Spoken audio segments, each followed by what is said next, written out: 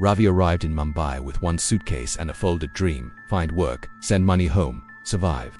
But Mumbai wasn't kind to dreamers without cash. Every flat he saw was either suffocatingly small or outrageously expensive. Brokers barely gave him attention once they heard his budget, until one afternoon, a broker hesitated, then made a call. "There's one place," he said slowly. "Old building. Low rent, if you don't ask too many questions." The building stood in a narrow lane, paint peeling, corridors dim even during the day. The flat itself was surprisingly spacious. Too spacious. The rent was less than half of what others demanded. "Why so cheap?" Ravi asked.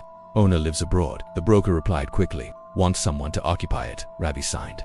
That evening, as he unpacked, he felt it. The air inside the flat was heavy, like a room that hadn't been opened in years. He brushed it off. First night, at 1:47 a.m. the bathroom door creaked open. He thought it was wind. There were no open windows. It slowly shut, then opened again. Tap, tap. The sound echoed down the hallway. Ravi forced himself back to sleep. On the second night, the feeling intensified. He wasn't alone. It wasn't a sound. It wasn't a shadow. It was a presence. As if someone stood just outside his vision, waiting for him to turn. Around midnight, he heard it. A baby crying, soft at first, then louder. The crying shifted into giggles. Then the sound of tiny footsteps running across the living room. He stepped out of his bedroom. Silence, nothing moved.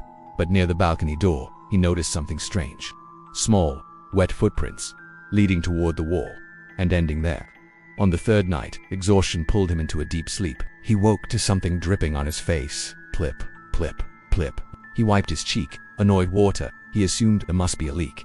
He sat up. The ceiling above his bed was dark and wet. Liquid dripped steadily onto the floor. The smell hit him next. Rotten, metallic. Wrong. His heart pounded as he stumbled to switch on the light. The bulb flickered twice before illuminating the room. The liquid wasn't clear. It was thick, dark red, pooling on the floor. His hands trembled as he looked down. They were covered in blood.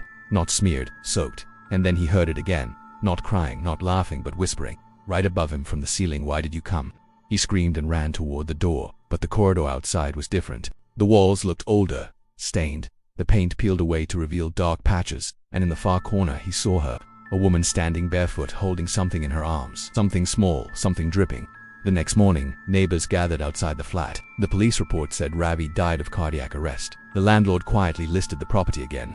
Low rent, immediate possession, and sometimes if you pass that building at night, you can hear a baby laughing from the top floor.